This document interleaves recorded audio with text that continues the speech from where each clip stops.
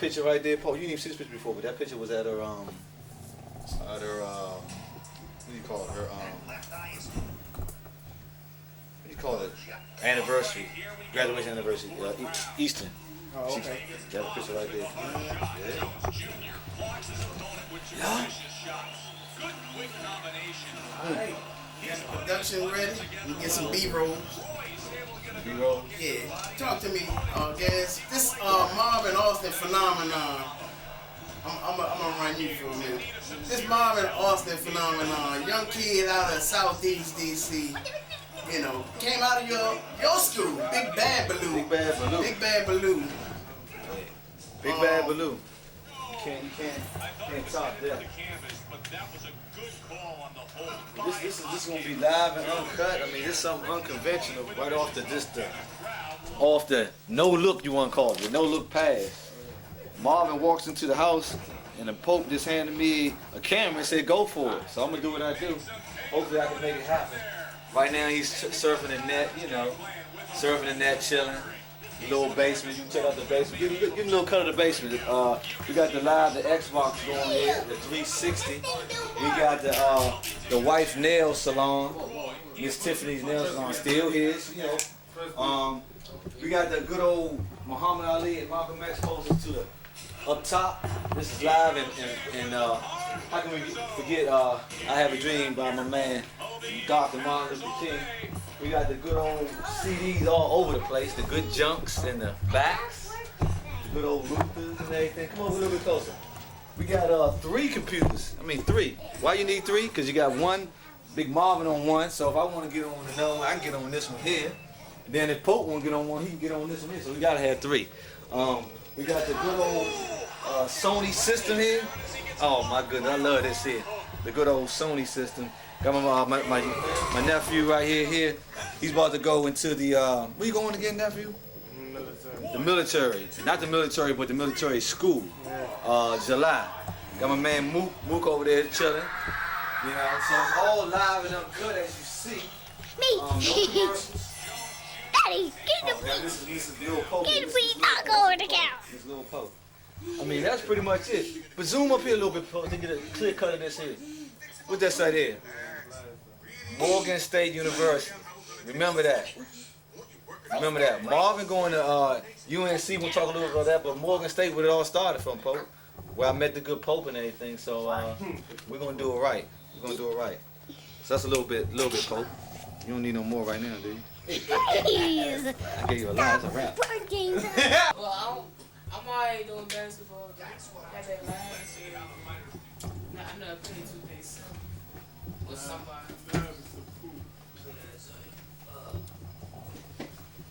Good little sound. A little sound, yeah. I don't want to be all mundane. Yeah. There you go.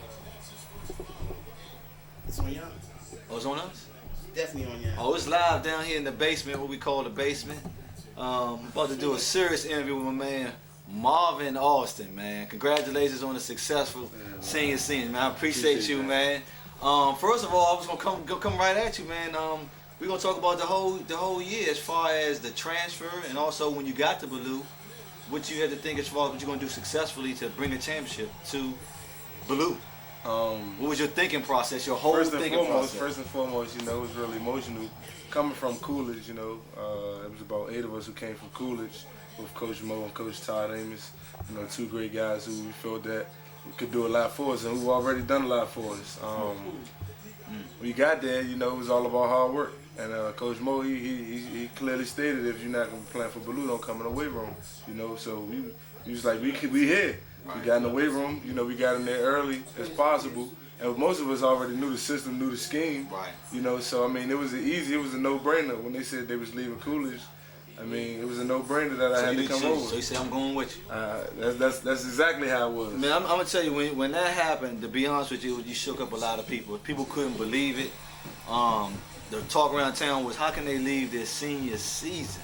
Why would they leave their senior season? The previous year, y'all went to the Turkey Bowl, so naturally you come back, you get there, you might have a chance to win it. So talk about that as far as just your jitters. Did you have any jitters of you leaving Coolidge to come to Baloo, really the unknown, so to speak, with all the dilemma of Baloo all that stuff Blue happened, you know, in the past with J-Rock and all that other stuff. I mean, come on, somebody tell you, man, you crazy for going to Blue. I know somebody had to say that. Not really. I really wasn't thinking about the whole J-Rock situation. You know, that was a very unfortunate situation in the history of, I mean, just schools, period. I mean, anywhere, you know. I mean, I knew I was a clean-cut dude, you know what I'm saying? I don't have no problems with nobody around the city or anything like that. Never been in any trouble. I knew I was a pretty good academic student or whatever. And wherever I went, I was going to have my head on straight and I was going to have my priorities lined up. And, you know, I was going to do what I had to do. So, I'm so glad Ballou is my neighborhood school. You know, it was my school I was supposed to go to early on in my career or whatever. But I chose to go to Coolidge, which was a great choice. And it all panned out for me. And all the guys that were at Coolidge with me came to Ballou, so I mean it was just like a Coolidge team with a couple more ballers, you know, and everybody gelled together. It wasn't no subdivision between the locker room or anything like that. The guys at Ballou understood what it was. The guys from Coolidge who came over, they were ballers. We came over to play football, you know. And if you was better than us, we understood that, and we had to play our role. But for the most part, most of the guys who came from Coolidge were already seasoned. They were going to be seniors coming in. So, I mean, you can't really complain. And then they all have talent. They're all talented guys. So, did you have any doubts, though? I mean, when I know you all early in the season, I think you all dropped the first two, I believe, like to some out-of-town teams. Did you have any doubts when things wasn't going the way you thought they was going? Because y'all went, 0-2, right? Actually, I mean, it wasn't no doubts. I mean, at all. It wasn't no doubts in my mind that we was going to win the championship. I mean, early we had lost a couple games, you know, to some pretty decent teams out of town, which I know we shouldn't have lost. We definitely shouldn't have lost to what's the team in West Virginia? We definitely shouldn't have lost to Parkinsburg South in West Virginia. You know, they had a couple crazy calls and stuff like that. But I mean, that's just part of the game, you know. What about the first dunk ball game, I believe? I think y'all lost that one up Ballou. Y'all had them, couldn't get in the end zone. I mean, that was like a heartbreak in itself too, because y'all had them. I mean, that's just one of the great games the DCIAA. Yeah, one of the most full. I mean, they said they had like 500 people. They couldn't come in. It was all the way back to Hong Kong carryout. It was deep. You know, my uncle couldn't get in. He had to come in at halftime and come in with the team. Wow. You know, so I mean, just that atmosphere and to play in that atmosphere with the caliber of players who were playing around with Aurelius Ben, Nate Bussey, Isaiah Thomas, all guys going on to the next level.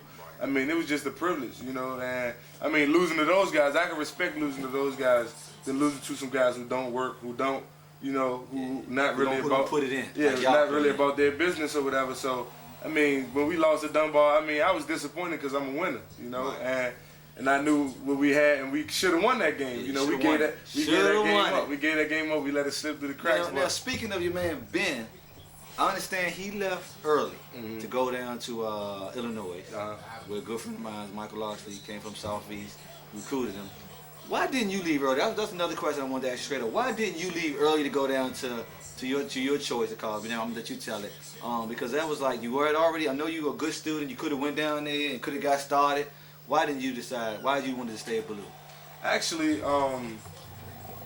the school I went to, Coolidge, we had a different scheduling than the more popular scheduling that Dunbar and most of the schools are adopting now. They have 4x4 schedule, which you could take 4 classes in the first semester and drop those 4 classes, take 4 more classes, so you'll be able to gain 8 credits. At Coolidge, you was only able to gain 6 or 7 credits.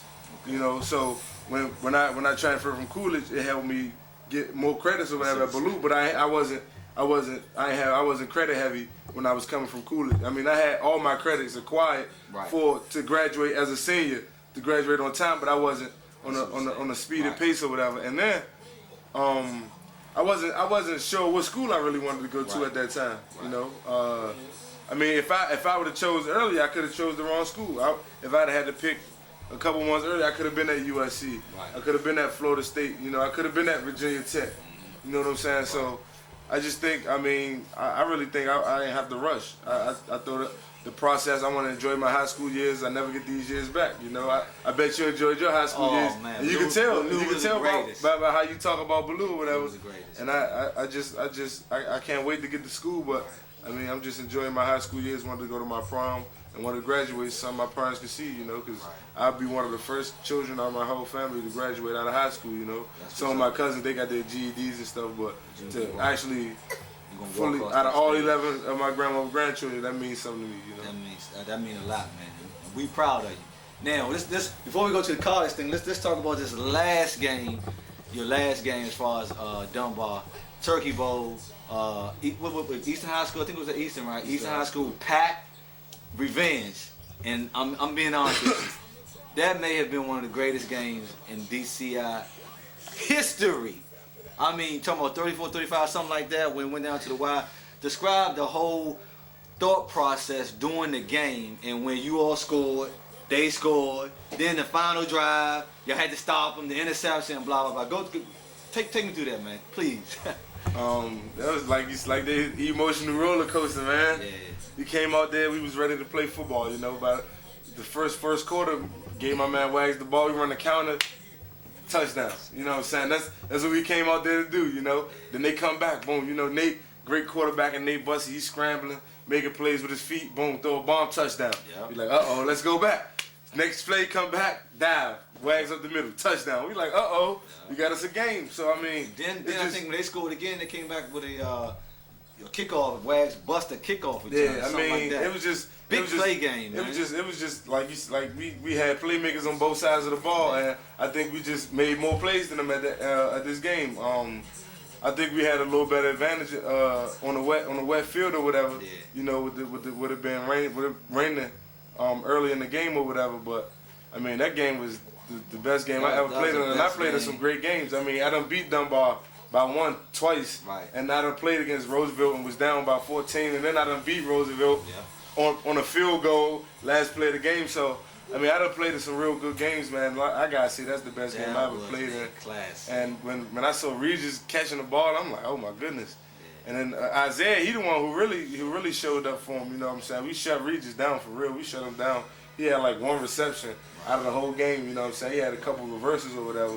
But for the most part, we did our job, and everybody came together collectively, and now we the champions. And now on the high school level, like I said, we're gonna hold up the college. That's gonna be next. But on the high school level, who's the best player you ever played against? I gotta know this. The best player you ever played at the high school level. Best player I ever played against. Played against like actually me playing against him as a lineman, or just played against like. Well, both. Let's go with the one trying to block you man on man on. I see you score some people man on man on. I probably have to say my sophomore year, Alex Boone, who's currently the left tackle for the Ohio State Buckeyes right now. Really? Yeah. Where did he go as far as school, high school? He went to St. Edwards High School up in Ohio. They was like number 6 that year. Oh, in the y'all country. played against them? We played them. They beat us like 53-0, and it was a battle to the end. Actually, the first thing Jim Tressel said when he came to Coolidge this past year is, he said, Alex Boone, our offensive tackle, speaks very highly of you. You know what I'm saying? He said you was the only one who even gave him any work that whole year. Wow. So I mean, that's much respect, man. Appreciate that, So Alex. Man. he will be a junior coming up then. He'll be a junior. Yeah, he'll be a junior coming So you up. might see him. I mean, he won't play Ohio State or Right, anything like that, but we might can see him in a bowl game or something, you know. Maybe. Now, as far as you not going against, what's the next play? Not going against. Oh. As far as poor athleticism or speed or whatever the case may be, or just this. I probably have to say Joe McKnight. Joe McKnight can do it. Can do it. You know, me and my man Joe, we got in some heated arguments up in New York or whatever for the play of the year. You know, got into it. You know what I'm saying? He disrespected a little bit of DC football. I had to show him we weren't no scrubs or nothing like that. You know, he down in Louisiana doing his thing or whatever, going up to USC. And I mean, he done did it against all the top teams in the country. He done played against Hoover and gave them 4 touchdowns. At the running back, receiver, wherever you need him at, he can do it. You know what I'm saying? So I probably have to say Joe McKnight, best player I ever played with. I don't know, I done played with some great ones. I played in the U.S. Army All-American game with the best players in the country. Yeah. And then our running back, DeJuan Thornton, he one of the best players I ever I might be leaning toward him because that young man, as far as some of the blocks you done let loose for him to get up them hoes. I mean, I even filmed one of them. You hit one guy, hit another guy, and then he busts. I mean, that's incredible, man. Now let's go ahead and move this thing on to college, man. I mean, there was a lot of speculation about you going here, going there. I mean, I know it was crazy as far as recruiting goes out here right now, but what made you pick the University of North Carolina over Frankly, I just everybody? I felt it was the best business decision for me, my family, the people around me. I mean, the people who care about me and stuff like that. I wanted them to come see my games. You know, I know that's my base. I know that's where I came from. They're the reason why I'm where I'm at. You know what I'm saying? I want to keep in touch and I want to be able, you know what I'm saying, to actually interact and be, you know, face to face and hug and stuff like that because I'm a passionate dude or whatever. So it came down to Carolina, Florida? It actually came down to Carolina, Florida State, Tennessee, and USC. USC. You know what I'm saying? Then I narrowed it down to Tennessee, to Florida State and North Carolina or whatever. I mean, if I had to choose a month before, I probably would have went to Florida State, but down at Carolina, we had a great coach in Coach Davis or whatever, you know. They're trying to turn things around. I'll be coming in their first class, you know, so, I mean, we're going to be like their baby, we're going to be like their children, so they're going to make sure that we be successful or whatever. And like they said, man, they can't let me fail for their name, you know what I'm saying? So was the recruiting process like you thought or harder? No, it wasn't hard for me, you know what I'm saying? I'm a real articulate young man, very mature for my age. And I mean, a lot of people were impressed with my maturity, and they couldn't really come to me with no BS, you know what I'm saying, because they know I was going to call them on it, you know what I mean? I was fortunate enough to get recruited by some stand-up guys, Todd McNair out there at USC, Odell Higgins at Florida State, I mean, John Blake at UNC, you know what I'm saying? So, I mean, I was fortunate enough to get recruited by some stand-up guys, and I mean, all the coaches, they fell in love with my personality, fell in love with my charismatic personality and the way I handle myself, you know, trying to be humble at the same time, you know what I'm saying, having personality and going out there and having fun. They fell in love with it, and I mean, recruiting, it was fun. I had a lot of fun doing it, you know what I'm saying? That's good. A lot of people telling you all kinds of things, you know what I mean? A lot of people tell you what you want to hear. Yep. And I mean, just for all you kids out there getting recruited, man, just enjoy it, man, because it's over. And when it's over, it's over. Let me ask you this then, as far as you playing next season, you know, you play O-line and D-line. Of course, I think you're going to Carolina to play D-line. Is it defensive tackle or DN? Both. Both? Yeah, my primary position down in Carolina. Well, my primary position actually down there going to be a defensive end. They want me to play defensive end. And on passing downs, they want me to move in defensive tackle. I don't know how we're going to work that out or whatever when I get down there. And when they see my skill set and, you know what I'm saying, the way I move and stuff like that, they'll be the judge. But for the most part, Coach Blake told me he wanted me to start or play as a defensive end. Maybe not say start, play as a defensive end. So you on the field first year? Yeah, no red shirt. Nah, on the field. Not my style, man. On the field. Yeah, I'm an Adrian Peterson type caliber type okay, player, right. Freshman, I mean, I'm ready. You know what I'm saying? That's right. And I mean, I want to play the 3 technique. That's all I want to play. And if I got to play defensive end, nose guard, I'm ready. It's nothing. I'm strong enough. I'm fast enough physically. I'm one of the strongest players on the team, and I'm not even there yet. You know what I'm saying? My boy Lee Count, just then, today's news, fastest player on Carolina team, 4.34. DC holding it down. 4.34. My man Blake stamped it, my man. So I mean, we holding it down. I'm gonna get down there and I'm gonna break all the records. That's all it is, man. Let me tell you something, man. I mean, you came from a long way. Hard Junior High School, played ball there, Blue. How did you in Southeast too? I mean, I grew up in Southeast. How did you stay focused and on point to do what you're doing now? Because a lot of I mean, we can sit here and name all the friends, me and you can go back and forth to say all the friends that fell off, died, or got shot, or whatever the case may be in Southeast. How were you able to overcome all the odds and make it to where you're making now? A University of North Carolina, 4-year scholarship, man. It's funny that you said that because last night, actually a guy called me today, told me one of the guys who I was friends with got killed yesterday in Water Place around 3 in the morning or whatever, you know. I mean, just being focused. My father always, you know what I'm saying, had a stern background for me, you know what I'm saying? He never really let me sway too much or whatever. He was real tough on me when I was younger or whatnot. Actually, a lot of people don't know, when I was in kindergarten, I was also in the first grade. They was going to skip me or whatever when I was younger or whatever, but they did. My mother, I had to get out to school because I got a little bit of trouble or whatever. But for the most part, I just try to stay out of trouble. I mean, stay humble, stay to myself. You know what I'm saying? I had my best friend live with me now, you know what I'm saying, my brother Marley or whatever. And I don't know, man, I just had good people around me, you know what I'm saying? People like Jay, you know what I'm saying? I just had people like that all through my life. My mentor, James Mullins, Coach Todd Amos. I was fortunate for Coach Lane, even though he did some things that I didn't agree with. I was fortunate enough for him to bring me up Coolidge to meet some of the people that I know now, you know what I'm saying? So, I mean, it's just through good people and God, man. I'm right here right now. I'm about to go to the University of North Carolina, and I'm just trying to stall out these next couple months and stay out of trouble, you know what I'm saying? I mean, you know, sometimes you get off the path a little bit, you know, you want to party, you want to do this or whatever. Absolutely. You know what I'm saying? But for the most part, man, I'm focused, you know. So what would you tell the next little Marvin Austin coming out of Southeast, who's now in the 6th grade right now, who's reading your paper? Because I work up number 11 and I see the kids gravitate to your articles or ask me questions. Do you know Marvin, blah, blah, blah? And I say, yeah, I know him. What would you tell them as far as to make it? Because you made it, and they see you on the news, they see you in the paper, little jokers, man, looking up to you. I wouldn't say I made it, you know what I'm saying? Because, I mean, I got a lot to work on, you know what I'm saying? Right. And I understand what you're saying. I made it, made it out in of one here. phase, Right. you know what I'm saying? I made it in one phase, Right. and the bigger the level, the bigger the devil. That's what my coach Blake always tell me. The bigger the level, bigger the devil, you know what I'm saying?